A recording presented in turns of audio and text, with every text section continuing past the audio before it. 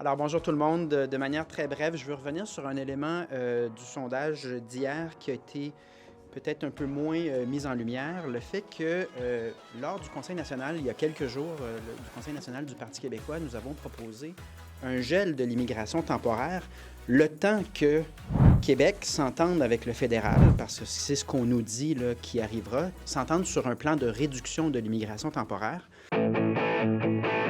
Bonjour, vous souhaitez Micro-Canada? Suivez-moi.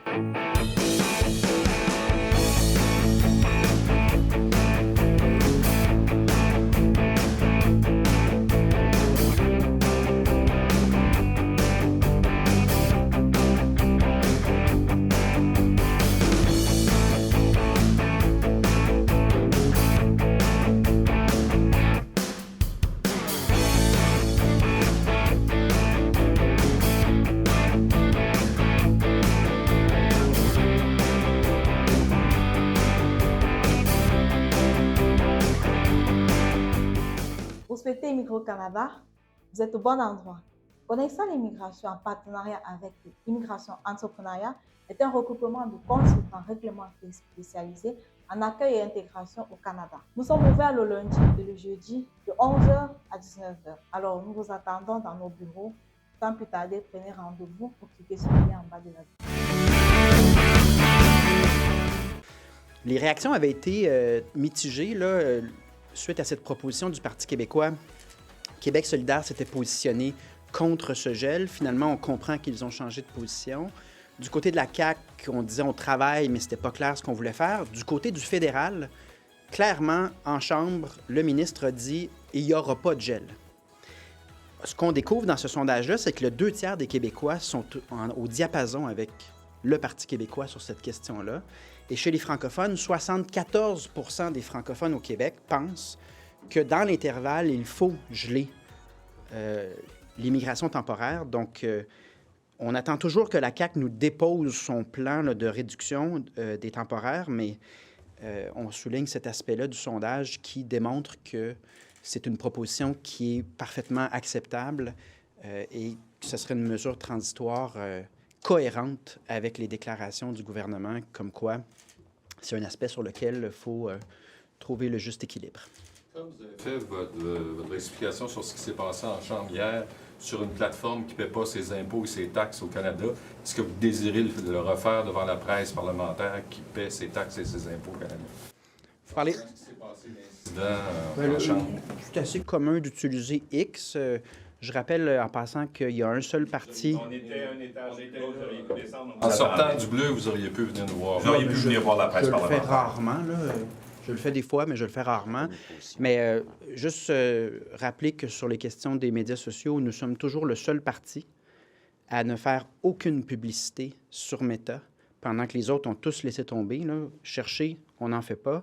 Par contre, si on n'utilise pas X, là, on se trouve vraiment en situation de désavantage, qui est déjà le cas. Ceci étant, je pense qu'on a dit ce qu'il y avait à dire sur ça. Parfois, au Salon Bleu, les esprits s'échauffent. Puis, j'ai dit ce que j'avais à dire. J'ai retiré rapidement mes paroles et je pense que c'est ça. Qu'est-ce que vous faites du fait que... Parce qu'hier, moi, il y a une autre question que je voulais vous poser qui, moi, personnellement, je trouve importante. C'est que depuis à peu près un mois et demi, le premier ministre ne parle plus à la presse parlementaire. Alors, il passe dans le corridor. Hier, il a même dit ça va leur prendre combien de temps avant de comprendre? Parce qu'il ne nous répond pas. Ça, je savais. Alors, comment vous trouvez... Moi, j'allais vous poser cette question-là, mais vous ne m'avez pas donné la chance de le faire parce que vous avez fait comme M. Legault, vous n'êtes pas venu nous voir. Alors, comment vous trouvez ça que le premier ministre ne s'adresse pas à la presse parlementaire, or que dans des événements officiels comme la visite de M. Attal ou la conférence de presse qu'il y aura aujourd'hui? C'est une question importante. Simplement, là, pour hier, c'est très rare que je fais un autre point de presse ou une mêlée de presse après le Salon Bleu. Là, donc, il ne faut pas y voir d'intention outre mesure. C'est vrai qu'on est dans une drôle de situation où les chefs d'opposition répondent régulièrement aux questions des journalistes, alors que l'information est manquante. Ce n'est pas nous qui disposons de l'information du gouvernement, qui prenons les décisions. Et pendant ce temps, non seulement le premier ministre ne répond pas volontairement aux questions de la presse, mais s'expose à des points de presse une fois ou 3 semaines. Et en chambre, les réponses ne sont vraiment pas en lien avec les questions de manière répétée, là, régulière. Donc, ça devient un problème de reddition de comptes. Et vous le voyez au crédit aussi, c'est une mentalité à la CAQ de prendre un peu à la légère la reddition de comptes. Je voyais Mme Guilbeault fouiller dans son sac. Je ne sais pas ce qu'elle cherchait pendant qu'elle répondait à mon collègue Joël Arsenault, mais les questions sont très importantes et il y a cette désinvolture de dire « Ouais, moi, la reddition de comptes, on a le pouvoir, mais on ne vous doit pas des réponses outre mesure. » Et lorsque ça vient d'en haut, c'est-à-dire du premier ministre, bien, on voit aussi que pour l'ensemble des ministres, il y a cette légèreté-là.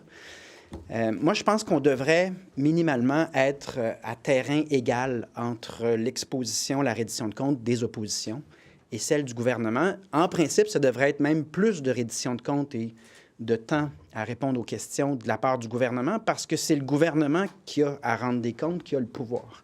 On n'est pas dans cette situation-là, mais je me pose la question ouvertement. Monsieur Lacroix, qu'est-ce qui peut être fait en termes de cadre? Parce que le point de presse matinal est un nouveau cadre qui jadis n'existait pas. Donc, on peut toujours inventer des façons de procéder qui soient au service de la démocratie.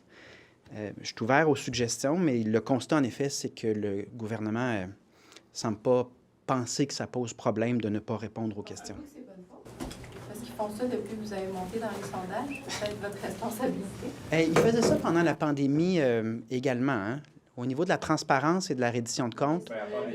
Une conférence de presse d'une heure et quart à tous les jours. Ça, Ouais. sur l'absence de... Mais l'inverse, je m'excuse, je me suis mal exprimé.